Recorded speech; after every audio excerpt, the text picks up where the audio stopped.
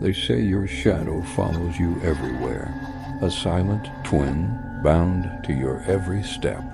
But what if one day you notice your shadow isn't yours? It started subtly. One evening I was walking home after a late shift at the bookstore. The street lights above cast long shadows on the pavement, and I was casually glancing at mine when I noticed. It wasn't quite right. My arms were down by my sides, but my shadow's arms were slightly lifted, almost as if it was reaching forward. I stopped walking. The shadow didn't. It twitched forward a fraction of a second longer before snapping back into place. I chalked it up to exhaustion. I hadn't been sleeping well, drinking too much coffee, working too many late nights. It had to be in my head, but things kept happening. A week later, I was in the grocery store, standing in the freezer aisle. I reached for a bag of peas. That's when I saw it again. There were two shadows on the floor, mine and another one attached to me but slightly delayed.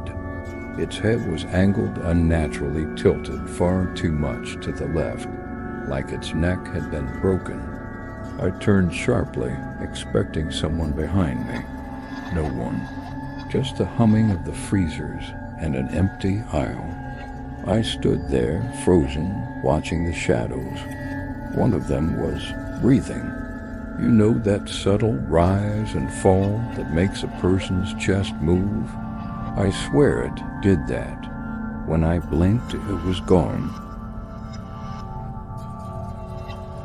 After that, I started seeing it in reflections. At first in mirrors, simple things. The shadow behind me moved when I didn't. Once I leaned forward to brush my teeth, and the shadow's arm moved upward like it was reaching for my neck. But it wasn't just mirrors anymore. The shadow followed me to work.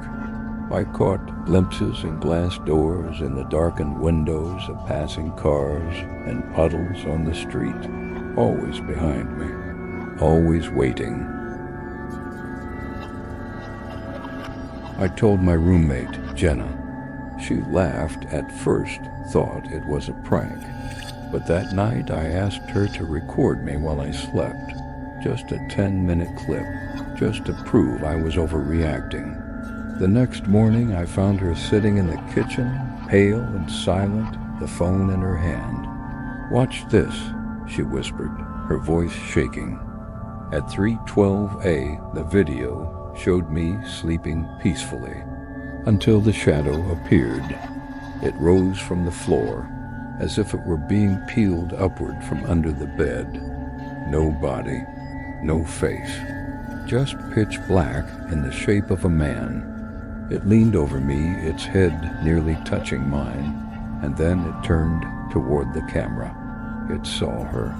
The screen went black, just static.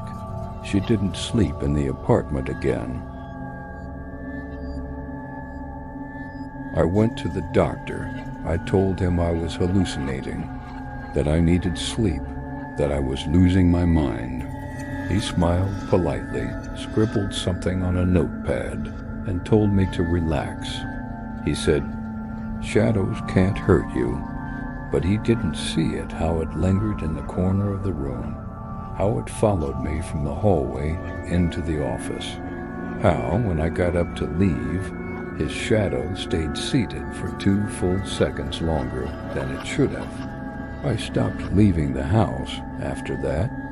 I blocked the windows, covered all the mirrors. I turned off all lights and sat in the darkness, hoping, somehow, that if I took away the light, there'd be no shadow. But I was wrong. It doesn't need light. It doesn't need reflection. It lives with me now. I hear it whispering when I lie in bed. Not words. Not exactly. It's more like the sound of breath forming syllables just beyond comprehension. And when I try to record it, the device always cuts out at 3:17 a.m. Not before, not after, always then. One night I woke up and my room felt stretched. The walls too far, the ceiling too low, the air thick like breathing through wet cloth. And in the doorway it stood, not just a shadow anymore. It had depth, mass, shape, a man made of smoke and silence. No eyes, just voids where light refused to enter. And I couldn't move, not from fear, but because I wasn't alone in my body anymore. I felt it inside me, standing behind my thoughts just like it stood behind my body. I screamed, or at least I think I did, but no sound came out, just silence and that whisper.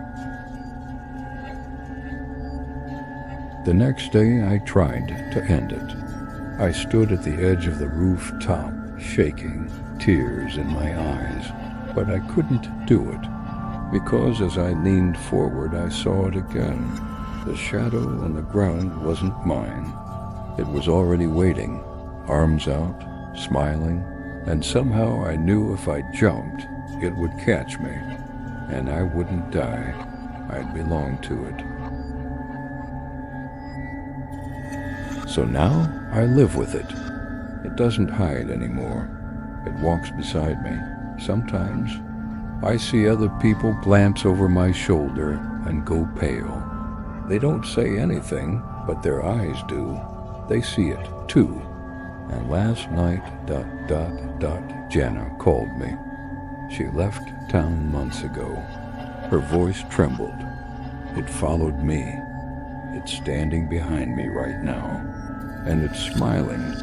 Shadows are harmless until they move without you. So tonight, when you turn out the lights, glance over your shoulder. If it's taller than you, if it doesn't move when you do, don't look back. Just run. If you made it this far, you're already being watched. Comment, "It's behind me," if you felt something move. Subscribe for more stories that might just reach out from the dark.